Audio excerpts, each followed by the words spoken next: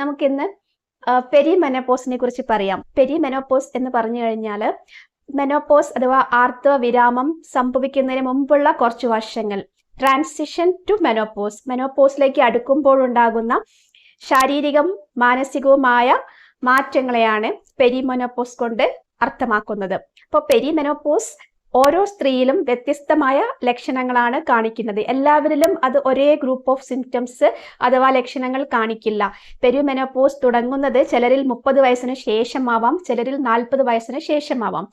അത് നമ്മൾ നിർവചിക്കുകയാണെങ്കിൽ നമ്മുടെ ആർത്തവ വിരാമം എത്തുന്നതിന് തൊട്ട് മുമ്പുള്ള 10 വർഷങ്ങൾ. ഈ സമയത്ത് ഉണ്ടാകുന്ന ശാരീരികമായ ഏറ്റവും വലിയ മാറ്റം എന്ന് പറഞ്ഞാൽ പീരിയഡ്സ് വരികയോ അല്ലെങ്കിൽ വരാതിരിക്കുകയോ ചെയ്യാം, ഇറഗുലർ ആയിരിക്കാം. പീരീഡ്സിൽ ഡ്യൂറേഷൻ വ്യത്യാസമുണ്ടാവും. ചിലപ്പോൾ 21 ദിവസത്തിൽ വരാം, ചിലപ്പോൾ 28 ദിവസത്തിൽ റെഗുലർ ആയിട്ട് വരാം. പക്ഷേ ബ്ലീഡിങ് കൂടുതലോ വരാം, അല്ലെങ്കിൽ ബ്ലീഡിങ് ഇല്ലാതിരിക്കുകയോ വരാം. ചിലപ്പോൾ ബ്ലീഡിങ് നോർമൽ ആയിരിക്കാം, പക്ഷേ സ്പോട്ടിങ് പോലെ കുറച്ച് ദിവസങ്ങൾ നീണ്ടു നിൽക്കാം.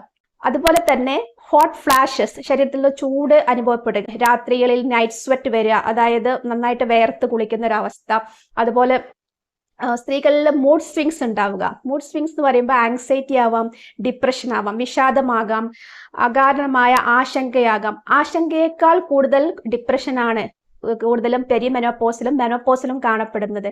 അപ്പോൾ ഈ ഒരു കാലഘട്ടത്തിൽ മാനസികമായിട്ടും വളരെയധികം ബുദ്ധിമുട്ടുകൾ സ്ത്രീകൾ അനുഭവിക്കുന്നുണ്ട്. ഈസ്ട്രജൻ കുറയുകയാണ് ഈ ഒരു കാലഘട്ടത്തിൽ സംഭവിക്കുന്നത്. രാത്രിയിൽ ഉറങ്ങാൻ പറ്റാത്തൊരവസ്ഥ, ഹോട്ട് ഫ്ലാഷസ് കൊണ്ടും ഉറക്കം വരാതിരിക്കും, അനാവശ്യമായിട്ടുള്ള ചിന്തകൾ കാരണം ഉറക്കം വരാതിരിക്കും, വജനൽ ഡ്രൈനസ് വരും. അതൊക്കെ ലേറ്റ് ഫേസിൽ വരുന്ന സംഭവങ്ങളാണ്. അതുപോലെ തന്നെ സെക്ഷൽ ഇൻ്റർകോഴ്സ് പെയിൻഫുൾ ആവുക, അങ്ങനത്തെ ബുദ്ധിമുട്ടുകളെല്ലാം അനുഭവപ്പെട്ടു തുടങ്ങും ഈ ഒരു പെരിമെനോപോസിൻ്റെ അവസാന ഘട്ടത്തിലേക്ക് എത്തുമ്പോഴേക്കും. അപ്പോൾ ഇവ തടയുവാൻ എന്തൊക്കെ ഭക്ഷണങ്ങൾ കഴിക്കാം എന്ന് നോക്കാം. ഭക്ഷണങ്ങൾ മാത്രമല്ല, നല്ല എക്സസൈസ്, യോഗ എല്ലാം ചെയ്യണം. അതുകൂടാതെ ടോഫു, കേർഡ്, തൈര്, അതുപോലെ തന്നെ ഉണക്കമുന്തിരി, അതുപോലെ നമുക്ക് ഓറഞ്ചസ്, ഇതൊക്കെ കഴിച്ചാൽ ഈ ഹോട്ട് ഫ്ലാഷസും അതുപോലെ ശരീരത്തിലുണ്ടാകുന്ന ന്യൂട്രീഷണൽ ഡെഫിഷ്യൻസീസ് ഒക്കെ കറക്റ്റ് ചെയ്യാൻ പറ്റും. Okay, keep on watching Samsar wellness.